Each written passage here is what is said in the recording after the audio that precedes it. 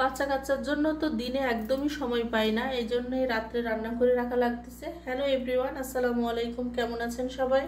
Blog থেকে নতুন আরেকটি ভিডিও নিয়ে চলে এলাম। তো আজকে আসলে বাচ্চাদের জন্য দিনে একদমই সময় পাই না রান্না বান্না করার, যেহেতু শীতকাল তো রাত্রে রান্না করে রাখি। তো কালকের জন্যই রান্না করে রাখতেছি, বোয়াল মাছ দিয়ে চিংড়ি মাছ দিয়ে লাউ রান্না করবো আর কি।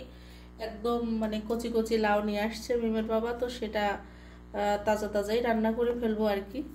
তো বাটাবাটি সব কিছু কমপ্লিট, তো এটা রান্না করে নেব।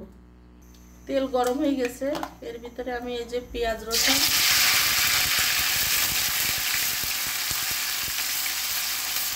বেশি ভাজা যাবে না, লাউ কিন্তু মশলা একদমই কম দিলে খুব ভালো হয়, যেহেতু মাছ দিব এই জন্য একটু বেশি করে দিয়েছি। নাইলে কিন্তু আমি মশলা লাউয়ে দিই না, লাউ একটু ঠান্ডা তরকারি, এটা এমনিতেই খুব বেশি মশলা খাটে না। এটা আমি কাঁচা মরিচ দিয়ে করবো, কিন্তু যেহেতু বোয়াল মাছ দিব এই জন্য একটু মরিচ বাটা দিয়ে দিলাম। আমি খুব বেশি মশলা কষাবো না, গন্ধটা যাওয়া পর্যন্ত আর কি। মশলাটা মোটামুটি কষানো হয়ে গেছে, এর ভিতরে আমি এই যে বোয়াল মাছের মাথা মাছ সব একসাথে দিয়ে দেবো, দিয়ে একটু কষিয়ে নেব আর কি।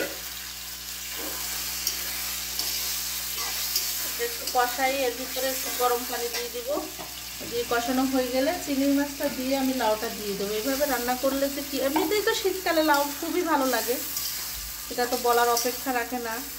লাউ তো শীতকালে ধনিয়া পাতা দিয়ে এমনিতেই মজার, আর চিংড়ি মাছ ছাড়া আমার কোনো কিছুই ভালো লাগে না। যেহেতু বোয়াল মাছ দিব, তারপরেও এর ভিতরে আমি কটা চিংড়ি মাছ দিয়ে দেবো, যাতে খেতে ভালো লাগে আর লাউটা তাড়াতাড়ি গলেও যাবে। আর সবুজ সবুজ না থাকলে আমার মাথায় কাজ করে না, এই জন্য বোয়াল মাছগুলো আমি একটু তুলে নেব, নিয়ে এর ভিতরে চিংড়ি মাছ দিয়ে লাউটা দিয়ে দেবো। এর ভিতরে আমি এবার চিংড়ি মাছগুলো দিয়ে দিলাম, না হলে সব কাটা কাটা হয়ে যাবে আর কি। মাছগুলো ছোটো ছোটো করে কাটা, তাও তুলে নিলাম, নিয়ে এর ভিতরে আমি লাউটা দিয়ে দেবো।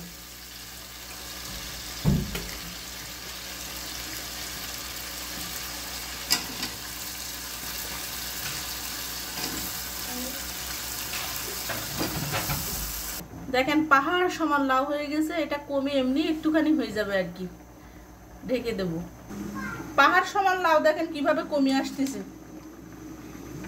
একদম কচি তো একটু ঢেকে দিয়েছি আর এই কমে যাচ্ছে দেখেন।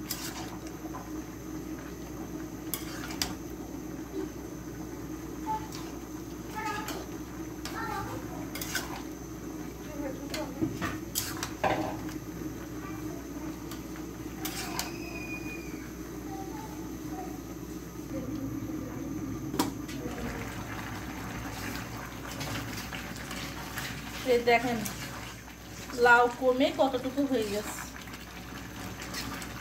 খুব বড় একটা লাউ ছিল, কিন্তু এত কচি ছিল, এই জন্য সঙ্গে সঙ্গে রান্না করে ফেললাম। নিয়ে আসছে সন্ধ্যাবেলা, তো ভাবলাম যে কালকের জন্য রান্না করে রেখে দিই। এর ভিতরে দিয়ে দেবো কাঁচামরিচ, সবগুলো একটু কাঁচামরিচ দিয়ে দিলাম, শুকনো মরিচ দিয়েছি যেহেতু বোয়াল মাছ দিয়েছিলাম এই জন্য।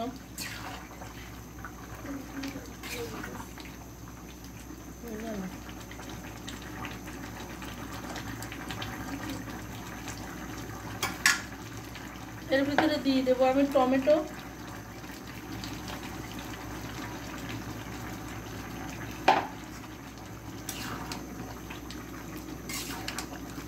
এবার বোয়াল মাছটা দিয়ে দেব, দিয়ে এটা একটু হয়ে গেলে ধনিয়া পাতা দিয়ে নামিয়ে নেব।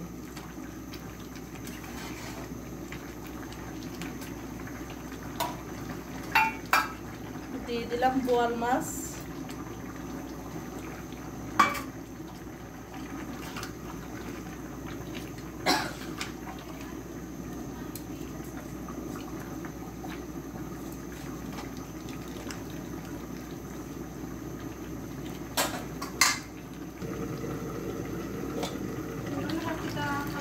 এর ভিতরে দিয়ে দেবো একটু চিনি, যে কোনো মানে খাবারে একটু চিনি দিলে ব্যালেন্সটা ঠিক থাকে আর কি,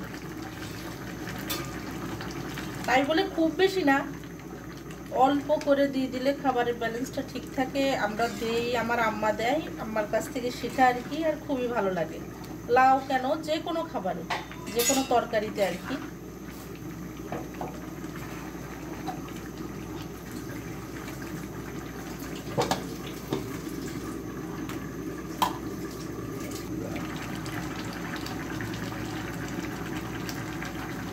এর ভিতরে দিয়ে দিলাম ধনিয়া পাতা।